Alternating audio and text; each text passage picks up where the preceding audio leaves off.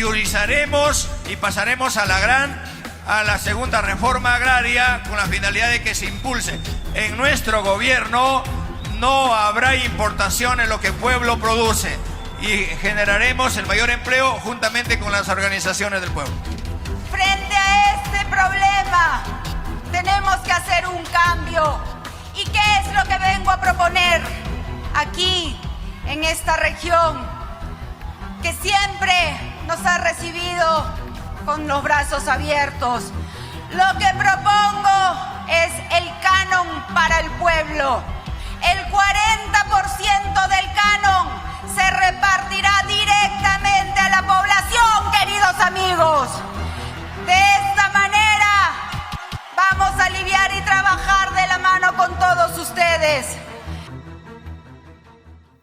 Ya es hora de entender no solo si es viable lo que proponen los dos candidatos a la presidencia que acabamos de escuchar, sino también cuáles serían las consecuencias de que estas dos propuestas realmente se apliquen. Lo vamos a conversar esta mañana con Patricia Teullet, economista, quien ya se encuentra con nosotros. Bienvenida. Empecemos por la propuesta del candidato Pedro Castillo.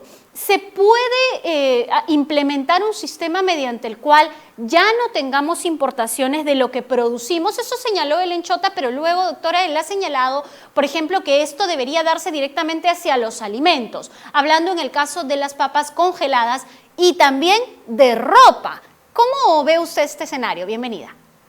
Buenos días. En realidad, el escenario ya lo hemos tenido antes. No es primera vez que el Perú inicia o realiza o plantea un modelo en el cual se deja de importar para hacer producción nacional. ¿Qué cosa trae como consecuencia esto? Simplemente un encarecimiento de los productos. Cuando los empresarios no tienen competencia, entonces no tienen que cuidar de la calidad y no tienen que cuidar tampoco del precio que están cobrando. Nosotros no solamente importamos bienes de consumo final, importamos también bienes intermedios, es decir, aquellos que se necesitan como insumos para producir otros bienes que después vamos a vender, y también importamos bienes de capital, maquinaria, equipos que son indispensables para que la industria se desarrolle de manera sana. Entonces, limitar las importaciones, lo único que haría sería, primero, cargarle un precio muchísimo mayor a los millones de consumidores y segundo, darles un poder monopólico a aquellos empresarios que están produciendo estos bienes. Como digo, esto ya ocurrió y lo que se da es escasez y se elevan los precios. Ahora, ¿hay algún efecto en las exportaciones, es decir, los productos peruanos que salen a competir a mercados internacionales si es que nosotros dejamos de importar? Por supuesto. En primer lugar, para exportar necesitamos importar. ¿Cómo exportamos algo si no tenemos la maquinaria necesaria para producirla?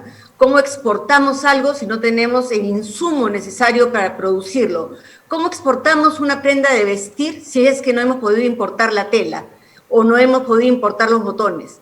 Entonces, tiene un impacto en ese lado, por un lado, y por otro lado, para dejar de importar tendríamos que renunciar a muchos de nuestros acuerdos de libre comercio, que son tratados que tenemos con otros países y que lo que nos permiten es entrar a sus mercados, que son mucho más grandes que nuestro mercado, para poder vender ahí sin tener que pagar impuestos altos. Entonces, si nosotros decidimos dejar de comprarle a estos países lo que van a hacer es tomar una medida similar y van a decir, le vamos a dejar de comprar al Perú.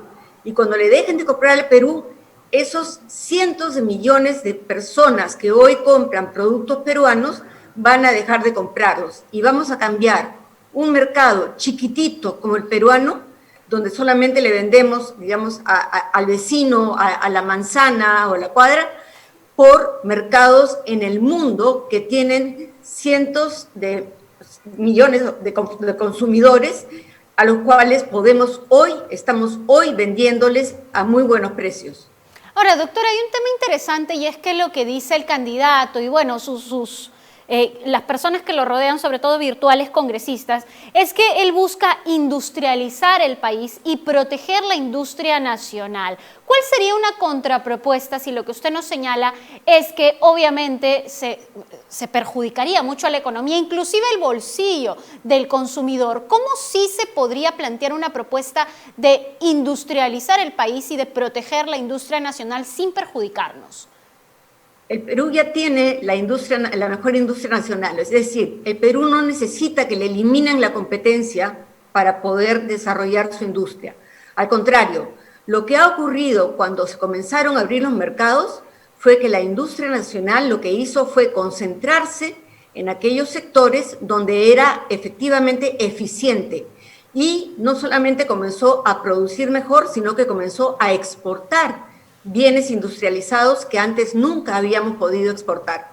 Y también dentro de eso hablamos también de productos agrarios, por ejemplo.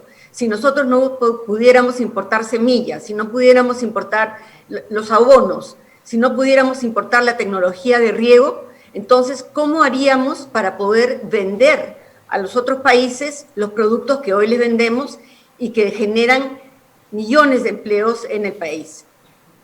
Ahora, vamos con la propuesta de la señora Keiko Fujimori respecto a repartir el canon, un 40% del canon minero a la población. ¿Cuán viable es esto? Entiendo por lo que he leído y revisado que sí es viable. Yo no sé si 40% es el número exacto. Hay obviamente dificultades en la manera en que se implementaría, pero sí podría ser, por ejemplo, un 20-20, un 20 directamente a la población que está en las zonas aledañas a donde se realiza la actividad minera y un 20% en obras que van directamente a beneficiar a la población, las escuelas, los hospitales, los centros de atención. Es decir, hay muchas obras que podrían hacerse directamente con recursos del canon y que van a ir directamente a beneficiar a la población, dejando también un margen, si se quiere, para un reparto directo. ¿Por qué no se hacen entonces? Porque el esquema que se planteó fue un esquema distinto. Fue un esquema según el cual se daba a los gobiernos regionales estos recursos para que los gobiernos regionales hicieran las obras que supuestamente iban a beneficiar a la población. Y lo que hemos tenido es que lamentablemente, por diversos motivos, uno de ellos falta de capacidades, otros de ellos corrupción, las obras no se llevaron a cabo y hay muchos proyectos que están parados, que nunca se realizaron, dinero que se devolvió al gobierno central porque el gobierno regional no fue capaz de ejecutar las obras y por lo tanto no benefició a la población.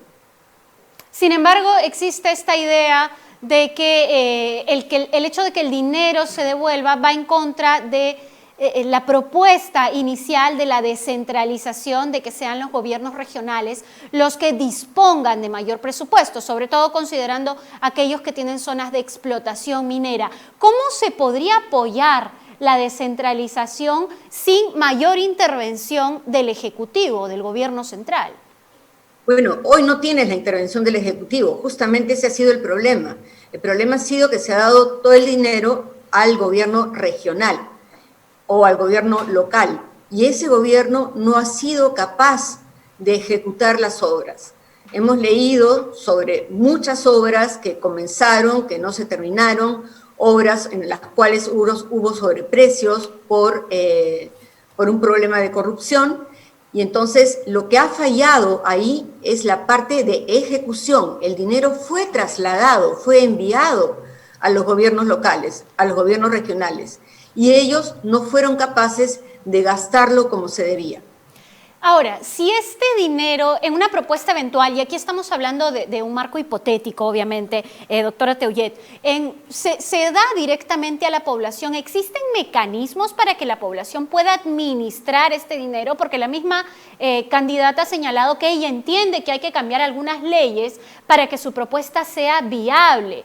Pero ¿cómo se podría administrar un dinero del canon que va directamente a los pobladores? Bueno, eso sí es un tema a estudiar, efectivamente, por eso digo yo, tiene que haber padrones porque corremos el riesgo, por ejemplo, que donde haya una zona minera donde habitan 20 personas, de repente comience una migración tremenda para, digamos, que la población se mueva y diga yo también quiero pertenecer a esta zona y hacerme beneficiario de ese canon. Entonces, creo que la idea está planteada, la forma de ejecutarla habría que estudiarla con muchísimo detenimiento, porque hemos visto también que el gobierno no tiene la facilidad para hacer entrega de recursos, ni siquiera con los bonos, a quienes realmente lo necesitan. Entonces se necesita de todas maneras un empadronamiento y también el acompañamiento de la empresa privada que conoce las zonas donde está realizando las explotaciones mineras. ¿Cuán importante cree usted que sería el debate técnico de darse para entender estos temas de economía que, si bien escuchamos a los candidatos ofrecer el oro y el moro, no sabemos si pueden darse, o la gran pregunta, ¿cómo van a darse?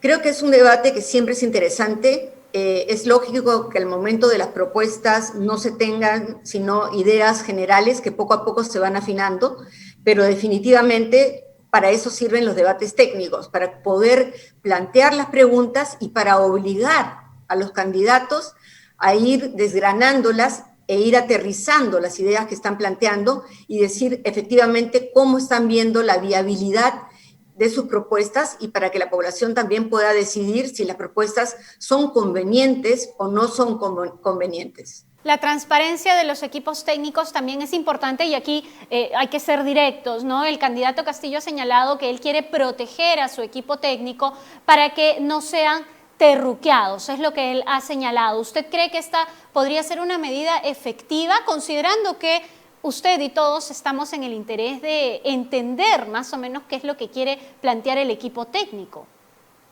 Claro, por supuesto. Yo creo que por el contrario, son los equipos técnicos los que deberían dar las explicaciones. El candidato no tiene por qué saberlo todo.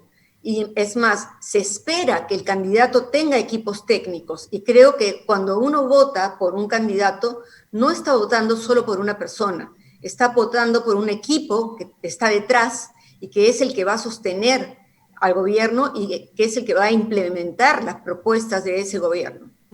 Sobre todo para no tener esta idea, como señala usted, de que esto ya se dio antes en el caso específico del tema de las importaciones, ¿no? Porque me imagino que usted se refiere al primer gobierno de Alan García y quisiéramos muchos escuchar cuál va a ser la diferencia de implementación de algunas medidas entre ese primer gobierno y un posible gobierno del señor Castillo. Bueno, no solamente el primer gobierno de Alan García, recordemos el gobierno militar también. Yo recuerdo cuando era chica que en realidad para poder conseguir productos, para poder comer carne, había que hacer largas colas o había que conseguirla en el mercado negro. En el gobierno de Alan García, recordemos también que como no había productos en los supermercados, para uno poder conseguir un tarro de leche, tenía que hacer cola o tenía que comprar otros productos que acompañasen a esa compra. Es decir, lo que se produjo fue escasez, eso ya lo hemos vivido. Y cuando hay escasez hay mercado negro, y cuando hay mercado negro hay elevación de precios y hay hambre. Y lo que ocurrió durante esos dos gobiernos fue se generó hambre en la población porque no había acceso a productos. Bien, doctora Teullet, muchísimas gracias por estar con nosotros, por hacer este profundo análisis esta mañana y por ayudarnos a entender algunos temas que a veces son bastante técnicos. Muchísimas gracias a la doctora Teullet. Sí. Una anotación adicional es que hoy el Perú vende más de lo que compra. Entonces, quitarnos la opción de vender a todos estos mercados para decir que vamos a favorecer a unos cuantos empresarios sería ir contra los millones de pobladores que todavía están en pobreza. Muchísimas gracias, doctora. Precisamente lo que usted señalaba es un dato que yo tenía por aquí, ¿no? Más de 3 millones de peruanos dependen de los ingresos de las exportaciones y el 83% de empresas que exportan no son las más grandes, son las pequeñas empresas y las medianas empresas, las que, como muy bien nos explicó Patricia Teullet, se verían perjudicadas porque al no permitir el ingreso de productos también se dificulta el que estas empresas puedan exportar lo que sí hacen las manos peruanas y llegan a mercados internacionales. Aquí en Ya es Hora estamos comprometidos con la labor de que usted y nosotros entendamos qué hay detrás de las propuestas de los candidatos, que, como lo ha dicho también la especialista, no tienen por qué saberlo todo, pero sí tendrían que tener a disposición de los medios y de toda la población, por ende a sus equipos técnicos, para que podamos hacer estas preguntas, trasladarlas y entender cómo se quiere manejar al país desde ambas candidaturas. Vamos a hacer una breve pausa aquí en Ya es Hora, pero usted, por supuesto, no se puede mover. Tenemos, antes de la pausa, un consejo de Pinturas Lozaro.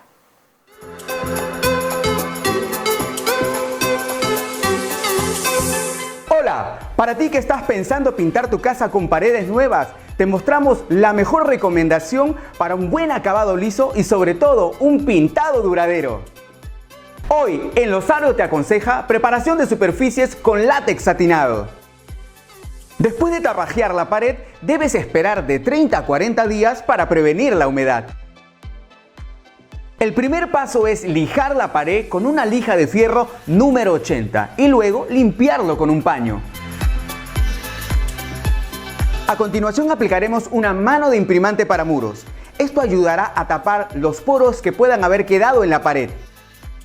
Para ello debes mezclar 1 litro de agua con 1 galón de imprimante y luego aplicarlo con un rodillo de pelo grueso de 7 octavos. El tercer paso será lograr un acabado perfecto y liso. Para ello, con una plancha de empaste aplicaremos 2 manos de pasta mural de aplicación directa, con intervalos de 4 horas entre cada mano o capa.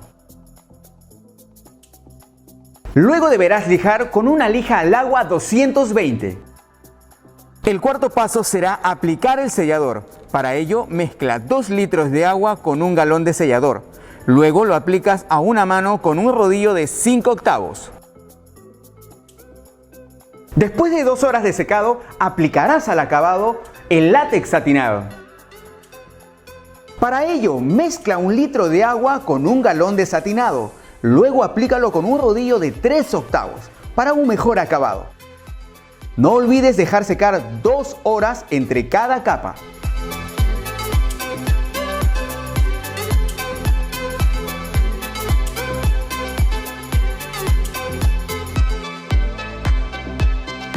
Como puedes ver, con estos consejos de Lozaro, tú mismo puedes pintar tus paredes nuevas. Recuerda pedir en tu ferretería nuestra línea de pinturas Lozaro.